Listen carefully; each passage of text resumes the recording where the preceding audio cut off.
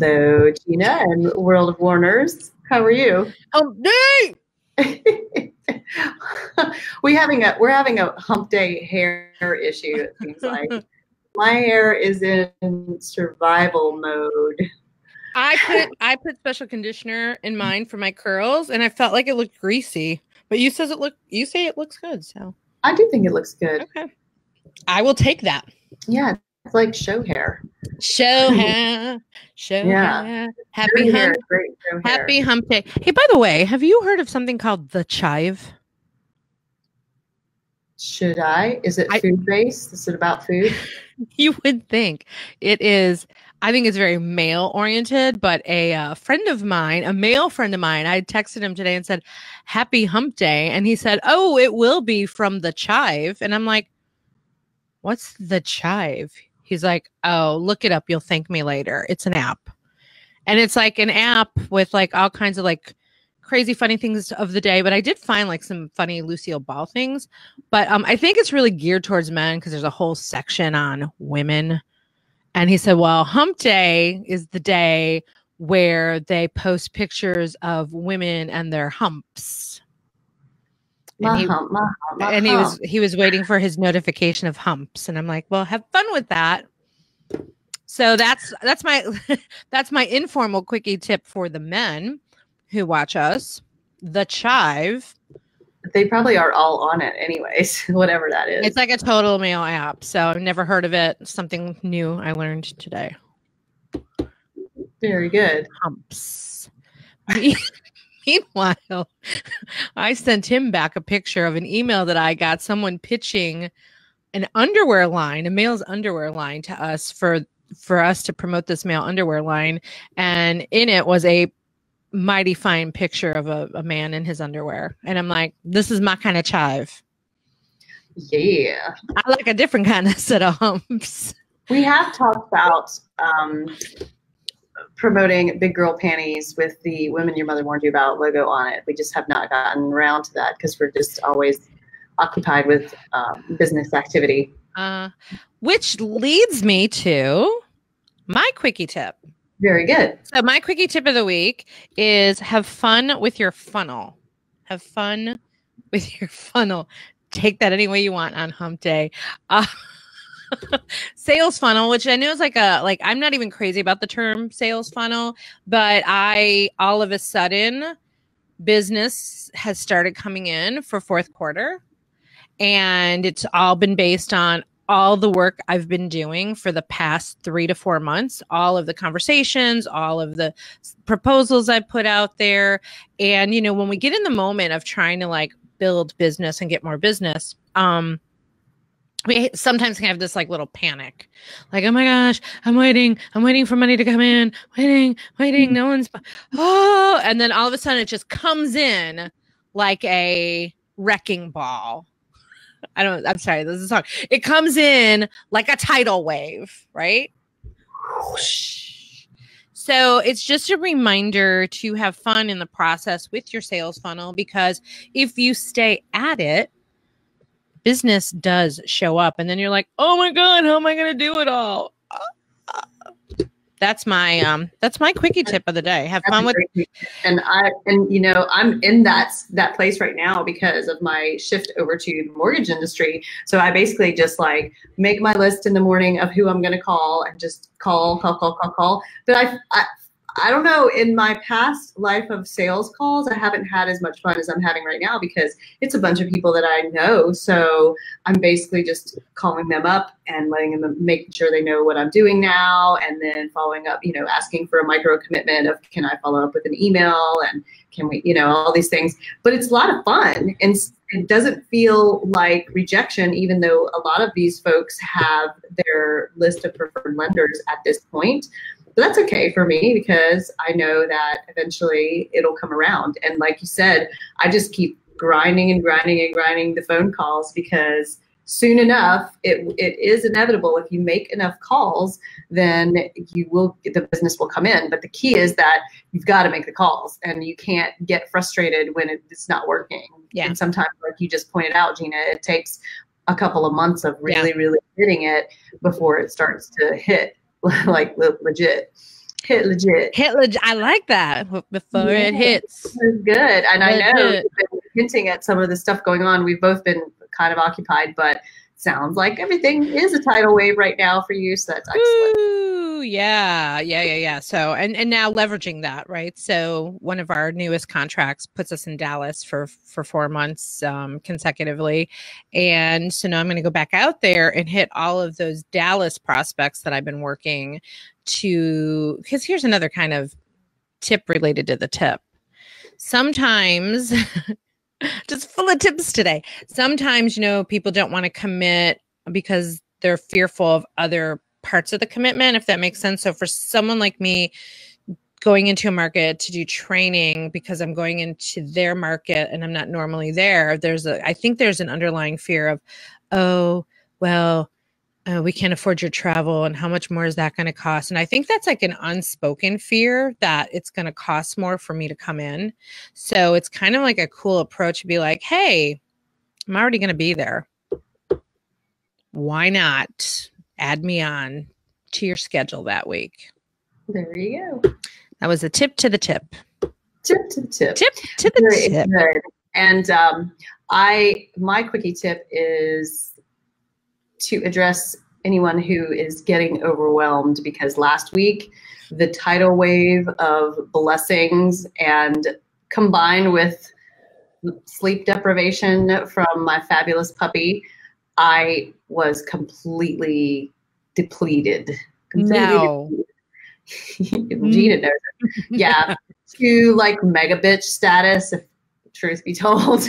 But so I just decided over the weekend that I needed to just make some changes, and I had to make decisions for myself that some people didn't really like. I had to cut out a few projects that I've been involved in, and was in a very uncomfortable meeting yesterday doing that. And so the tip involved is sometimes you have to put you first, because what happens to really driven people like myself and you, Gina, and highly motivated people, we think we can do it all. We think that sometimes we think we need to do it all. Oh, I think you hit it. I think it's more that we think we need to do it. Yeah. And that goes for, even like stay-at-home moms, which is a huge job in itself. But if you're a stay-at-home mom and you think that you need to be president of the PTA, and you need to be the one that does all the carpools, and you need to be the one that brings snack every week, like that is going to overwhelm you too. And you don't need to do all that.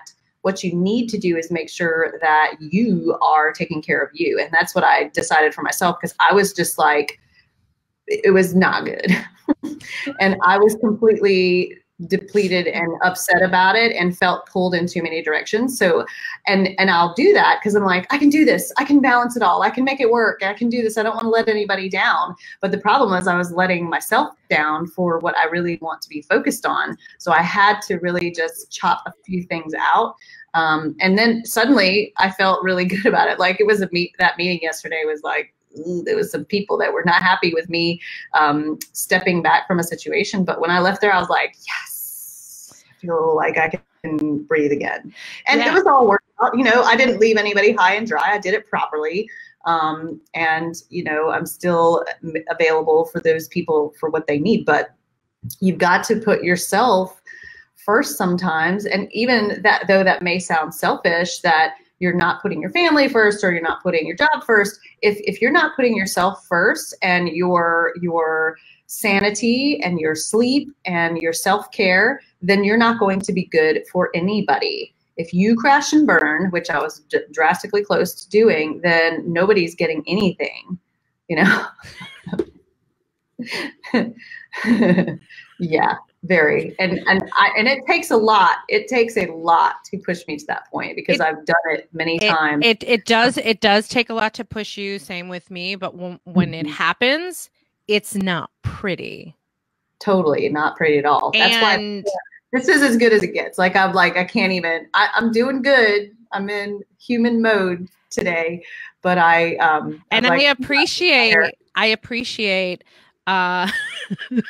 appreciate you being willing to like listen to me, or not listen to me, like let me talk sometimes, because not everyone's going to have our backs, right? Like this is how like the podcast all came together, was you and I like made this agreement to always have each other's back, so that when we felt like we could go to someone, we could go to each other and not have a judgment zone about it. And that we know that people might hate on us once in a while or judge us or talk about us. So we created that safe space. And so I have been treading water for days. Like, I'm like, gosh, I want to like talk to her, but I'm afraid.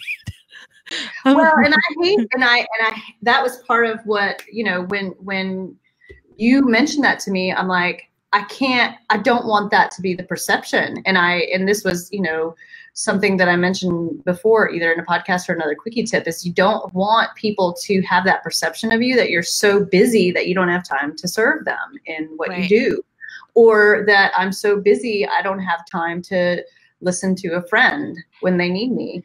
And that I don't have time to hang out with my daughter or my husband. And it was kind of at that point where I was just like overextended, and it's not good for anyone. And then if that's the perception that's coming across to somebody as close as you and I are, then it's got to get fixed. Yeah. And I think we all have to be that friend, and hopefully have one of those friends that can like approach the situation. And you and I know each other so well. I was like, oh, I know. Yes. I know. I was like, we know each other so well that I'm like, okay, I'm just going to say it. And then I'm going to be quiet, like closing the deal on sales. I'm like, so you can take this as you want. I'm just saying that it might be perceived this way. And your response was, okay. I'm like, okay, I'm going to leave it right there. I'm going to let you go now. But it stuck with me. There was a comment that you made that was, you said something like, you got to check, you need to check yourself, or something to that effect. And so and it stuck with me as much as I was like, bitch. I could hear you calling me a bitch inside your head. I could hear it. Silence of me not calling you a bitch. You could hear it. Yeah, you're like, she's such a bitch. I'm just gonna. Well, I've done the same thing with you, where you're like, you were pushing me on something, and I'm like, okay, all right, okay. Oh yeah. If only we could have recordings of those conversations when Gina and I. And to the world, if I give you a one-word answer, either I'm super busy in the weeds or I'm in a real bad place. So, but it did stick with me. And that is actually, guys, it's the best kind of friend to have. The one that'll call you out on your shit and say, hey, you know what? You probably should check yourself before you fuck some shit up. Yeah. And I was coming from a place of love, and, and it all worked out. You're so close though. What was it? Love and hate are they're so close. I was like, I hate you. I'll kill you. I know. I was like in the message, like there was one day last week, we can laugh now, where I'm like, I just called to shoot the shit with you because I wanted to tell you something personal that was like a good news. Like it was something that I did last week. It was something I did for the first time. And it was like, I told you about it later because when I called to tell you, because I felt really good about it. And I'm like, she'll be so proud of me that I did this. And you answer the phone and you're like, what do you need? And I'm like, oh, I just called to shoot the shit. You're like, okay, I don't have time to shoot the shit. I'm like, okay, I'll talk to you later. Have a good day. At that moment, I was late for something. I know. And I didn't really have time, but yeah. So hey, let's say hi to Jennifer. Hi, Jen. Yeah, hey, Jen. I hope she's like trying to be on vacation. I went to visit her and Jeffrey and Gabrielle yesterday. We have a new podcast called The Gabby and Gina Show with Jeffrey Gittimer's daughter. It's quite funny, The Gabby and Gina Show. But I got to hang out with Jen, and this was like another conversation too with Jen. Like I said, hey, girl, I got your back because we need girlfriends to be there for each other. So thanks, Jen, for letting me hang out. And we had rolled ice cream, which I don't usually do ice cream because I get sick from it, but it was fun. Yay. Thanks for stopping by, Jen, and everybody else who's watching. Yeah. So who do we got on the show tomorrow? Oh, It's a rogue episode. I just messaged poor Doug. I was like, I found something in the episode that should have been taken out. That was my fault. I took it out and fixed it. But it is a rogue episode with you, me, and Keith. It's called Give Them the Meat and other customer service tips. This is the episode. I swear, to me, it's the funniest one we've done because we're laughing so much and peeing our pants. And we actually didn't start the show until 9 minutes in when I'm finally like, I guess we should start the show now. This is the whole Fort Lauderdale trip with the meat. Remember the lady was like, it's a holiday. We're not going to give you the you cannot use a gift certificate because it is a holiday. And you're like, bitch, no, it's not. It is such a funny episode. So it's really funny and rogue, but it really covers the importance of customer service and listening to the customer. What does the customer want? And the trickle down effect of not giving that service, of just listening to the customer so that they don't, like, because you were like raring to go on that. You're like, I'm going on TripAdvisor. And I'm like, stop it, relax. Yeah. So this week's episode is customer service. Anybody out there that is wondering if ever Rachel is unpretty, and it's true. I'm demon sometimes. The good news is that we can balance each other. Yeah, I'll have to listen to it because I think over the weekend, also when I was in a terrible mood, you're like, it's so funny, and I was like, I hate you. I know. So. Like, I was trying to get you to listen to it because I thought it would make you laugh your ass off. Because it is. I mean, I've listened to it like 3 times, and I never listen to our shows. I always listen just to the beginning because I want to see what Doug did to it. But it's really funny and it's really good. It's customer service equals sales. If you're not giving good service and you're failing on that, and you don't recover on that, you're going to lose business. So that's what this week's episode is all about. Can't wait. Comes out tomorrow. womenyourmotherwarnedyoubought.com, and you can check out all our free cool stuff there and listen to other great episodes from the past. Anything else, Gina? No, you and I just got some stuff to do, so we're going to sign off of here and sign back on somewhere else. So everybody, happy hump day. If you're a man, go look up the chive. There's like humps or something. Anyway, love you guys. Bye.